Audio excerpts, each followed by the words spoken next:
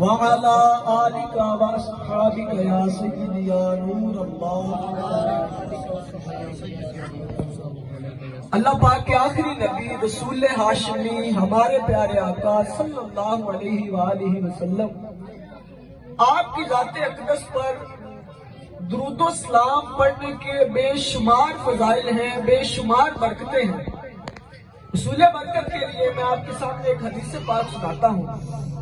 نبی پاک علیہ السلام نے ارشاد فرمایا، اول الناس بی یوم القیامت اکثرہم علی صلاۃ، فرمایا قیامت والے دن لوگوں میں سے میرے زیادہ قریب وہ ہوگا جس نے مجھ پر زیادہ درود پڑھے۔ کیسی پیاری روایت ہے۔ اگر ہم چاہتے ہیں کہ قیامت والے دن حضور کا قرب پالے، اگر چاہتے ہیں کہ قیامت والے دن حضور کا ہمیں ساتھ مل جائے، تو ہمیں کیا کرنا پڑے گا؟ حضور پر زیادہ درود پڑھنا پڑے گا۔ جو حضور پر زیادہ درود پڑھے گا تو قیامت والے دن، وہ دن جو 50,000 سال کا ایک دن ہوگا، اس دن کو ذرا تصور تو کرو۔ آج معمولی سی گرمی ہو تو ہم سے برداشت نہیں ہوتی، اور سورج 1.25 میل پر رہ کر آگ برسا رہا ہوگا، تانبے کی زمین ہوگی اور ننگا جسم ہوگا۔ اس وقت کو بندہ تھوڑا تصور تو کرے۔ اگر اس وقت ہمیں حضور کا قرب مل گیا تو بتاؤ وارے نیارے نہ ہو جائیں گے۔ تو ہمیں اگر چاہتے ہیں ہم کہ حضور کا قرب پالے قیامت والے دن، تو ہمیں زیادہ سے زیادہ حضور پر درود پڑھنا ہے۔ اللہ پاک ہم سب کو درود پڑھنے کی توفیق عطا فرمائے۔ صلو علی الحبیب صلی اللہ تعالی علی محمد صلی اللہ علیہ وآلہ وسلم۔ الحمدللہ اللہ پاک کا بڑا کرم ہے کہ ہم محفل پاک میں آئے بیٹھے ہیں۔ محفل پاک میں آنا یہ کوئی ہمارے اختیار کی بات نہیں ہے، یہ جس کو حضور بلاتے ہیں نا وہ خود بخود ہی آ جاتا ہے۔ آتے ہیں وہی جن کو سرکار بلاتے ہیں۔ تو یہاں پر ہم چند منٹ بیٹھے ہیں، تو کیوں نہ توجہ کے ساتھ، اپنی پوری توجہ کے ساتھ چند منٹ جو گفتگو ہو اس کو سنیں۔ انشاءاللہ اس سے سننے سنانے کا بھی فائدہ ہوتا ہے۔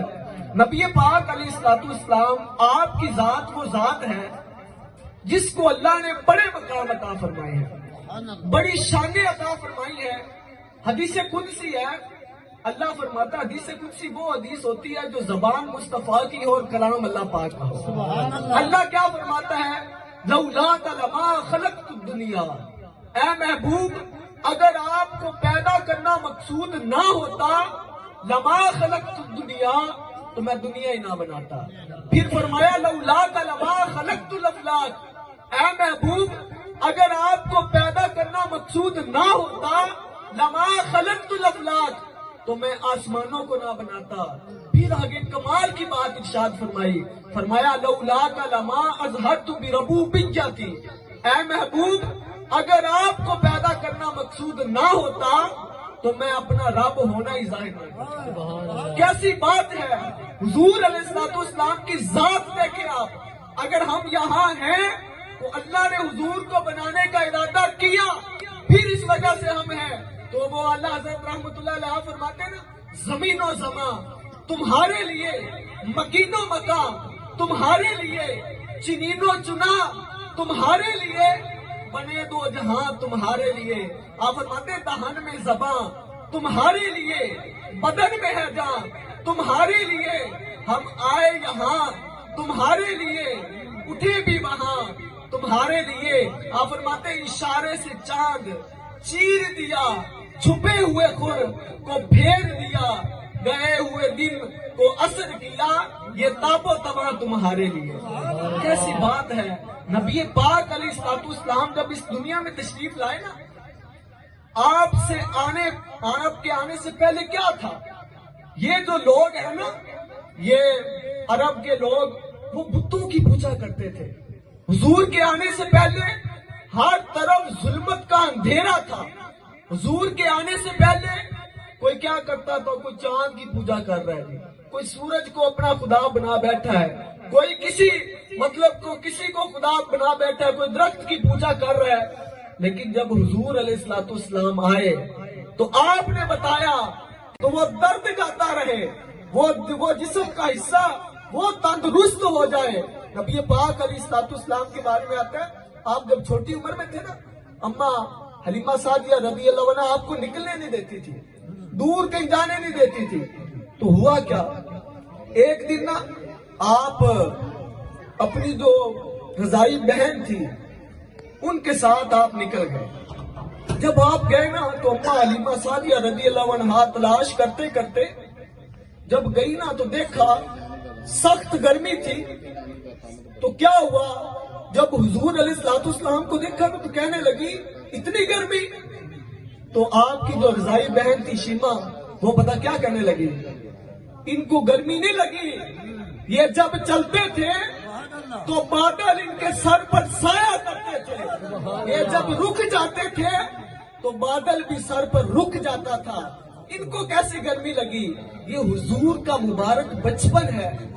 نبی پاک علیہ السلام کے بارے میں آتا ہے کہ جب آپ جھولے میں ہوتے تھے نا، اما حلیمہ سعدیہ رضی اللہ عنہا فرماتی ہے کہ آپ کو نا کیا ہوتا تھا، فرشتے آ کر آپ کا جھولا جلاتے تھے۔ شان کیسی ہے، آپ جب لیٹے ہوتے تھے، آپ جب بھگونے میں ہوتے تھے تو اپنی انگلی یوں ہلاتے تھے، چاند کھلونا بن جاتا تھا، چاند کھلونا بن جاتا تھا۔ حضور کی شان ایسی ہے، حضور کو اللہ نے مقام ایسے عطا فرمائے ہیں۔ آج کچھ لوگ ہوتے ہیں، ان کا نظریہ کچھ الگ ہے، وہ پتہ نہیں وہ اپنے ذہن کے مالک ہوتے ہیں، کس سوچ کے مالک ہوتے ہیں۔ نبی پاک علیہ السلام کی محبت ہمارے دلوں میں ایسی ہونی چاہیے، ہمارا سر تو جدا ہو سکتا ہے لیکن ہماری حضور سے محبت کم نہیں ہو سکتی۔ بخاری شریف کی حدیث پاک ہے، ایک دفعہ عمر فاروق رضی اللہ عنہ آپ حضور کے ساتھ تھے، تو عمر فاروق رضی اللہ عنہ نے عرض کیا کہ یا رسول اللہ، مجھے آپ میرے ماں باپ جان اولاد سب سے زیادہ عزیز ہیں میری جان کے علاوہ۔ تو حضور نے فرمایا اے عمر، تیرا ایمان ابھی مکمل نہیں ہوا۔ پھر حضرت عمر رضی اللہ عنہ نے عرض کیا کہ یا رسول اللہ، مجھے اب آپ میری جان سے بھی زیادہ عزیز ہیں۔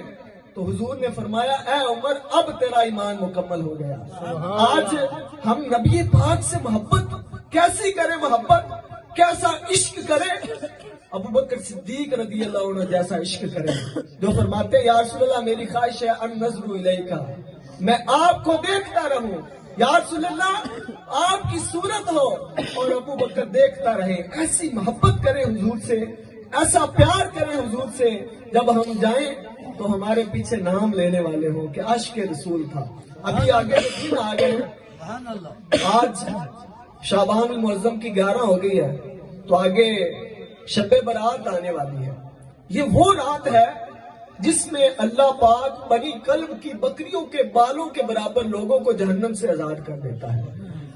کتابوں میں لکھا ہے یہ جو بنی کلب والا قبیلہ تھا نا، یہ بہت زیادہ بکریاں پیدا کرتا تھا۔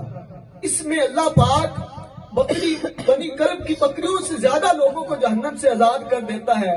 لیکن کچھ لوگ ہوتے ہیں جو اس رات بھی نہیں بخشے جاتے، وہ کام ہمیں پہلے کرنے چاہیے۔ وہ کون سے لوگ ہیں؟ پہلا، شراب کا عادی، اس کی بخشش اس رات نہیں ہوتی۔ دوسرا، ماں باپ کا نافرمان۔ تیسرا، زنا کا عادی۔ چوتھا، قطع تعلقی کرنے والا، رشتہ داروں کے ساتھ تعلق توڑنے والا۔ اور پانچواں، جو تصویر بنانے والا۔ اور چھٹا، چغل خور۔ یہ 6 جو احادیث میں آئے نا بندے، ان کی بخشش اس رات بھی نہیں ہوتی۔ ہم دیکھیں، اگر ہم میں کوئی یہ گناہ پایا جاتا ہے نا، بالخصوص ان گناہوں سے اور بالعموم سارے گناہوں سے، اللہ کی بارگاہ میں سچی توبہ کریں۔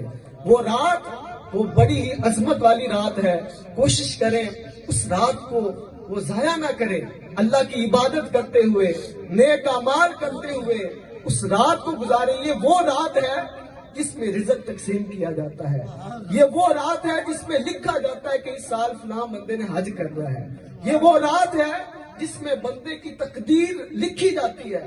تو کیوں نہ ہم اللہ کی بارگاہ میں اس رات مانگیں، رو رو کر دعائیں کریں، اور اپنے آنے والا جو سال ہے، جو پیچھے گزر چکا، اس کی معافی مانگیں۔ اور آگے کے لیے ہم اللہ پاک سے مانگے کہ اللہ پاک ہمیں یہ عطا فرما دے۔ دعوت اسلامی عاشقان رسول کی دینی تحریک ہے، اس کے ماحول کے ساتھ کوئی سورج کو اپنا خدا بنا بیٹھا ہے، کوئی کسی کو خدا بنا بیٹھا ہے، کوئی درخت کی پوجا کر رہا ہے، لیکن جب حضور علیہ السلام آئے تو آپ نے بتایا کہ زمین و آسمان کو پیدا کرنے والا وہ ایک ہے، وہ کون ہے؟ وہ ہمارا اللہ پاک ہے۔ حضور نے بتایا، حضور کے آنے سے پہلے عرب والے ایک دوسرے کے وہ بہت زیادہ دشمن ہوتے تھے، ایک دوسرے کو مار دیتے تھے، زندہ جو بیٹی پیدا ہوتی تھی نا اس کو زندہ ہی زمین کے نیچے دفن کر دیتے تھے۔ آپ دیکھیں اس وقت جہالت کیسی تھی، لیکن جب حضور آئے تو حضور نے بتایا کہ عورت کا مقام کیا ہے، حضور نے بتایا کہ ہمیں اللہ پاک نے کس مقصد کے لیے یہاں بھیجا ہے، حضور نے بتایا کہ صرف ایک ہی ذات ہے جس کی عبادت کرنی چاہیے، وہ اللہ پاک کی ذات ہے۔ نبی پاک علیہ السلام کا جو بچپن ہے نا وہ بچپن بھی بڑا نرالا ہے۔ نبی پاک علیہ السلام کو جب آپ اس دنیا میں تشریف لائے، اما آمنہ رضی اللہ عنہا آپ فرماتی ہیں کہ حضور کے مبارک لب ہل رہے تھے۔ حضور نے آتے ہی پہلا کام کیا کیا؟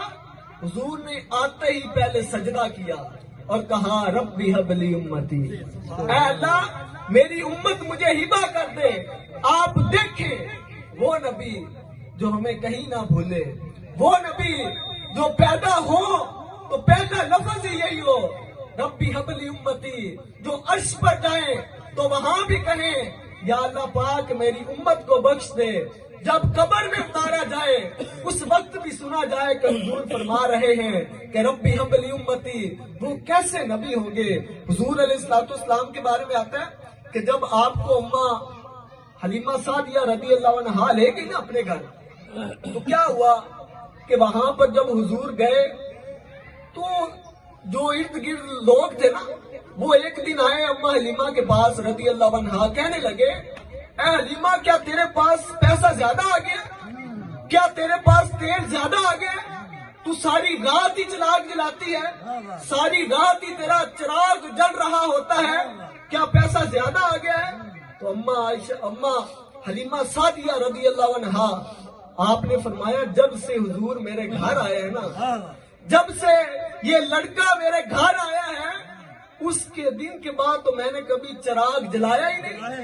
اس کا نور ہی ایسا ہے، اس کو اللہ پاک نے شان ہی ایسی عطا فرمائی ہے کہ مجھے چراغ جلانے کی ضرورت ہی نہیں پڑتی۔ آپ دیکھیں وہ نبی کیسی شان والے ہوں گے، وہ نبی کیسے مقام والے ہوں گے، تو کیوں نہ ہم بھی پڑھیں سب سے اولا ہو آلہ ہمارا نبی، سب سے اولا ہو آلہ ہمارا نبی، سب سے بالا ہو آلہ ہمارا نبی، کیا خبر کتنے تارے کھیلے چھپ گئے، کیا خبر کتنے تارے کھیلے چھپ گئے، پر نہ ڈوبے نہ ڈوبا ہمارا نبی، سب سے اولا ہو آلہ ہمارا نبی، سب سے بالا ہو آلہ ہمارا نبی۔ نبی پاک علیہ السلام کو جب اما حلیمہ سعدیہ رضی اللہ عنہ اپنے گھر لے گئی نا تو جو بنو سعد والے تھے ان کا عقیدہ، ان کا ایمان حضور پہ ایسا ہو گیا کہ جب کوئی بیمار ہوتا تھا نا یا کسی کو کسی جگہ پر جسم پر درد ہوتی تھی تو حضور کا مبارک ہاتھ پھیرتے تھے، اللہ پاک اسی وقت ان کو شفا دے دیتا تھا۔ ان کا عقیدہ ایسا مضبوط ہو گیا کہ جب بھی ان کا کوئی جانور بیمار ہوتا تھا، ان کا کوئی اونٹ بیمار ہوتا تھا، کوئی بکری بیمار ہو جاتی تھی تو وہ حضور کی بارگاہ میں لاتے تھے، حضور کا مبارک ہاتھ اس پر پھرواتے تھے اور اس